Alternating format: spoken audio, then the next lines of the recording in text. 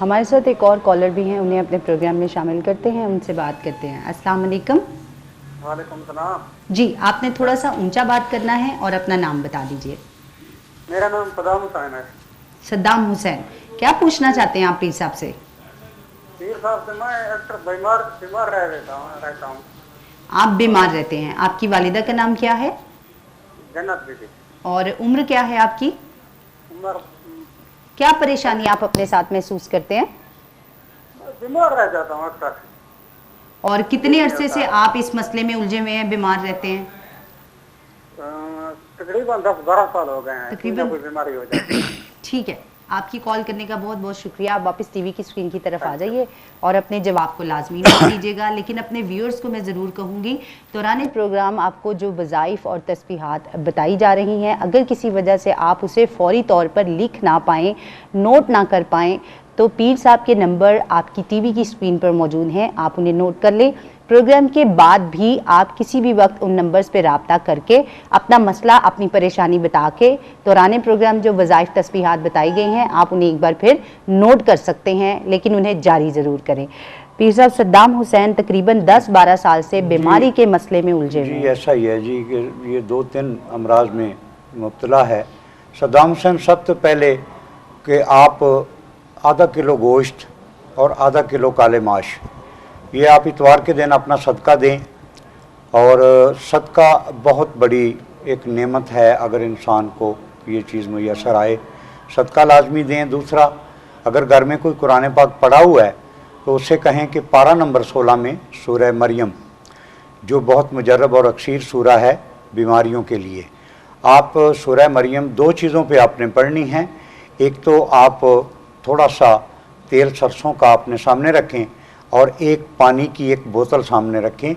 तो जो भी शख्स सूरह मरियम पढ़ के तलावत करके उन दोनों चीज़ों को दम करे, वो तेल में भी फूंक मारे और पानी में भी फूंक मारे। और वो पानी आपने 7 दिन इस्तेमाल करना है, दिन में 3 मरतबा पीना है। और जो तेल है वो रात को सोते वक़्त अपनी रीढ़ की हड्डी और जितने जॉइंट हैं, ये हाथ के, पाँव के, टांगों के, इन जोड़ों पे वो तेल लाजमी लगाएं। आप देखेंगे कि अल्लाह की पाक कलाम जो है ना, उसका कितनी अफादियत है और उसकी कितनी तासीर है कि इंशाअल्लाह ये 10 साल की बीमारी 7 दिनों में आपको ख़त्म होती हुई नज़र आएगी इंशाअल्लाह अल अज़ीज़। जी, एक और कॉलर भी हमारे साथ है, उनसे बात करते हैं। अस्सलाम वालेकुम। वालेकुम सलाम। जी, अपना नाम बताइए। आपसे बात करो साहिवाल से। आतिफ, क्या पूछना चाहते हैं आप पीर साहब से? मैं पीर साहब से ये पूछना चाहता हूँ कि मेरे ना 28 से 29 साल उम्र हो चुकी है, ठीक है। लेकिन अभी तक मेरी शादी नहीं हुई। सबसे पहले आप अपनी वालिदा का नाम बताइएगा। पूरा बीबी। और आपकी उम्र क्या है?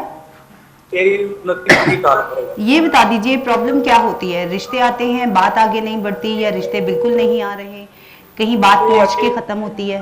अभी जो रिश्ते आए वो मुझे पसंद नहीं आए। मेरे पीर साहब से ये सवाल है कि जो मुझे रिश्ते आए वो मेरी पसंद की शादी से हो गई या मेरे वालिदैन के स्थान से। ठीक है, आपकी कॉल करने का, हमें ज्वाइन करने का आपका बहुत बहुत शुक्रिया। आप अपने जवाब के लिए टीवी की स्क्रीन के सामने आ जाइए।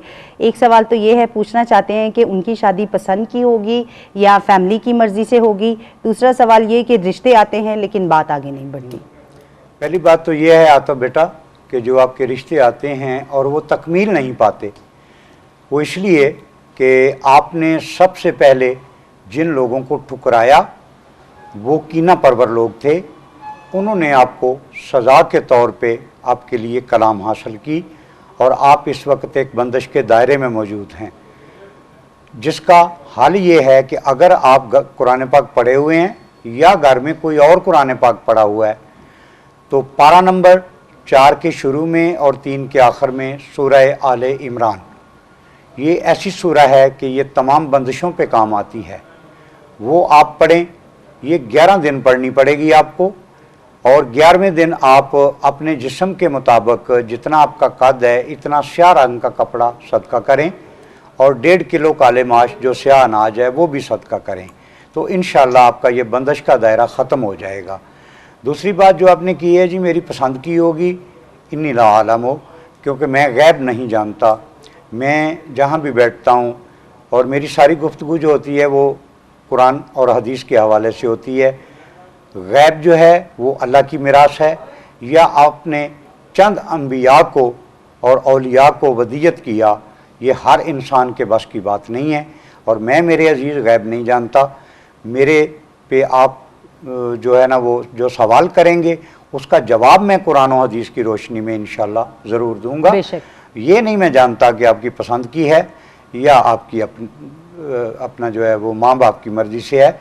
मैं गैब से बिल्कुल लाइलम हूँ, मैं अहले इल्म हूँ और खुदा के फजल करम से पाँचों आसमानी किताबें कुरान हकीम, तौरात मुक़द्दस और ज़बूर मुक़द्दस और अंजील मुक़द्दस और सहीफ़ा, इन पाँचों किताबों पे अल्हम्दुलिल्लाह as a Syed, as a आले रसूल बचपन से लेके आज तक जो मेरी तालीमात की गई है उस हवाले से मैं अबूर रखता हूँ इंशाअल्लाह। और इसके अलावा जितनी ये संस्कृत की किताबें हैं, जिस तरह शास्त्रें हैं जी, ये भी मेरे मुताले में रहती हैं कि मुझे जिस मुल्क में भी मैं जाता हूँ मैं सिर्फ कदीम किताबें लेके आता हूँ, कोई तहाइफ नहीं लेके आता जी। तो मेरे घर में 1400 साल पहले की भी किताबें आपको मिल सकती हैं मेरी लाइब्रेरी में। मैं गैब नहीं जानता मेरे बेटे, इल्म जानता हूँ। इल्म का सवाल करो, इंशाअल्लाह। मैं औलाद अली हूँ जिन्होंने कहा था कि सलोनी सलोनी कबला अंतब के दूनी, मैं उस अली की औलाद से हूँ। जो सवाल करोगे कुरान के हवाले से सही जवाब पाओगे इंशाअल्लाह। लेकिन एक सवाल मैं ज़रूर पूछना चाहूँगी पीर साहब, ऐसा तो हो सकता है कि अगर कोई रिश्ता सामने मौजूद हो, ख्वाह वो घर वालों की मर्जी का हो या फिर वो अपनी पसंद का हो, उसके बारे में जानना जा सकता है कि आने वाले वक्त में हमारा इनका ताल्लुक कैसा रह सकता है, ये शादी कैसी रह सकती है? मैं अर्ज करता हूँ जी, इंसानी ज़िंदगी जो है ये पूरी इंसानी ज़िंदगी बचपन से लेके पैदा होने से लेके मरने तक ये पूरी 1 और 9 के दरमियान तकसीम है। अमलियात की दुनिया में पूरी कायनात 1 और 9 के दरमियान तकसीम है, ठीक है जी। और इंशाअल्लाह हम अहले इल्म की औलाद हैं। पहला आपका जो सवाल था ना वो बीच में रह गया था कि लोगों के बक्सों में कपड़ों को आग लग जाती है, पहले उसका जवाब ले लें आप कि ये जिस तरह आज से नहीं, आज से 1400 साल पहले भी तीनों मखलूक़ात अर्जी और समावी इकट्ठी रहा करती थी। आप नैनमाकश की तारीख़ उठा के देख लें, आप बाबल की तारीख़ उठा के देख लें, इंसान, जिन और शयातीन शाह सुलेमान पैगंबर के दौर में भी इकट्ठे रहे, हज़रत ईसा के दौर में भी इकट्ठे बसेरा रहा, हज़रत मूसा के दौर में भी इकट्ठे रहे।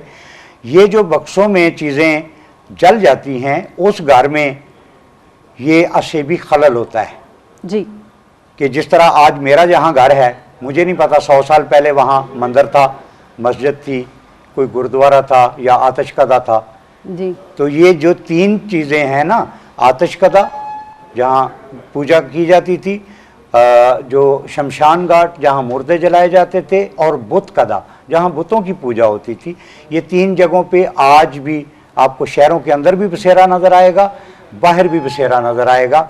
और ये जिसके घर में ये होता है उसको चाहिए कि वो किसी काबिल माहिर अमलियात वाले से रब्ता करे ताकि उस मखलूक को निकाला जाए। जी बिल्कुल, इन मज़ीद तफसीलात की तरफ हम ज़रूर आएंगे, लेकिन इस वक्त हमारे साथ एक कॉलर भी हैं, उन्हें भी अपने प्रोग्राम में शामिल करते हैं।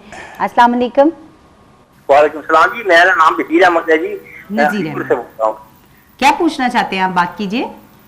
वो घर का मसला है जी, लड़ाई झगड़े, बीमारी है, पागल सारे पागल हो गए हैं, लड़ाई नहीं है, पता नहीं क्या आप अपनी वालिदा का नाम बता दीजिए। मेरा नाम नज़ीर अहमद है, वालिदा का नाम महमूदा जान है। ठीक है, और आपकी उम्र क्या है? मेरी उम्र 75 साल से ज्यादा है। और आपकी उम्र क्या है? 70 साल से ज्यादा है मेरी उम्र। 70 साल। ठीक है, ठीक है। माँ का नाम जो है ना महमूदा जान है। जी जी, आपकी वालिदा का नाम नोट कर लिया है। आप वापस टीवी की स्क्रीन की तरफ आ जाइए। एक बात आपसे मैं ज़रूर कहना चाहूँगी कि आपने जो बात की है घरेलू नाचवानी की, उसमें कुछ ज़्यादा मज़ीद तफसीलात की ज़रूरत होती है। तो प्रोग्राम के दौरान हम एक कॉलर को इतना ज़्यादा लॉन्ग नहीं लेके चल सकते हैं, क्योंकि उसमें ज़रूरत हो सकती है आपका झगड़ा होता है, बच्चों का झगड़ा होता है, उनके नाम क्या हैं, उनकी तफसीलात क्या हैं। एक ख़ास काम आपने ज़रूर करना है, पीर साहब का पर्सनल नंबर भी नोट कर लीजिए। आप प्रोग्राम के बाद इन नंबर पर बाकी तमाम जो फैमिली मेंबर्स हैं उनकी तफसीलात नोट करवा दीजिएगा। बाकी अभी आपने जो सवाल किया कि घरेलू लड़ाइयाँ झगड़े होते हैं, हम पीर साहब से रुजू करते हैं कि इस मसले का हल क्या होना चाहिए और ये भी पूछते हैं कि इनके घर में क्या परेशानी चल रही है। देखें जी, जायचे के लिए हमें 20 से 25 मिनट का वक़्त दरकार होता है जी, कुरानी जायचा, क्योंकि 16 किस्म के अलूम हैं। अब देखना ये होता है कि ये किस सितारे का मालिक है, इसका बुरुज क्या है और उसका जायचा ग्रहणों के पहले क्या था और सूरज ग्रहणों के बाद क्या हुआ है जी। तो ये टाइम ड्यूरेशन का मामला है। इनको चाहिए कि फौरी तौर पे हम इनको हल बताते हैं कि कुरान पाक के पारा नंबर 12 के आखिर में और 13 के शुरू में सूरह यूसुफ मौजूद है। ये अपने घर में दिन में सुबह भी नमाज फजर के बाद और रात को मगरिब से पहले 2 दफ़ा लाजमी ये सूरह पढ़ें, सूरह यूसुफ पढ़ के पानी पे दम करें और वो पानी तमाम अहले खाना पिए और अपने घर में चीटे भी मारे। ठीक है, इनके घर में नाचाकी ख़त्म हो जाएगी। लेकिन इसके असबाब क्या हैं ये प्रोग्राम के बाद मुझे कॉल कर लें, वो इनको बता दिए जाएंगे ऑन ईयर, क्योंकि अपने ही हासिदीन होते हैं, अपने ही परेशानियां पैदा करने वाले होते हैं। ऑन ईयर उनका नहीं तस्करा हो सकता। ठीक है जी, जी बिल्कुल। सबसे ज़्यादा बड़ी पीर साहब ज़िंदगी में यही परेशानी आती है कि जब इंसान कामयाबियों की तरफ जाने लगता है, किसी घर में बहुत खुशियाँ होती हैं, बहुत सुकून होता है, तो देखने वाले का हसद जो है वो जो परेशानी की तरफ आ जाता है। लेकिन हमारे साथ एक कॉलर है, उनसे बात कर लेते हैं, उन्हें अपने प्रोग्राम में शामिल करते हैं। अस्सलाम वालेकुम। वालेकुम अस्सलाम जी, अपना नाम बताइएगा। जी मेरा नाम शमीम अख्तर है। ठीक है, आप क्या पूछना चाह रही हैं? जी मेरा मसला ये है कि ना तकरीबन अरसा 2 साल से मेरी ना आईडी का मसला हो रहा, वो नहीं खुल रही। तो ये मालूम करना था कि भाई उसका किस वजह से, क्या है, कोई बंदिश है क्या, जिसकी वजह से मैं बहुत परेशान हूँ। आप अपनी वालिदा का नाम बताइएगा। जी परवीन अख्तर। और आपकी उम्र क्या है? मेरी उम्र तकरीबन इस वक्त 42-43 साल है। आप अपना सवाल एक दफा फिर रिपीट कर सकती हैं, दोबारा पूछ सकती हैं। जी मेरा ये सवाल है कि मेरे ना मैं मतलब जॉब करती हूँ, लेकिन आईडी का मसला मेरा हो रहा है, वो मतलब नहीं हो रहा है ना हल, आईडी नहीं खुल रही।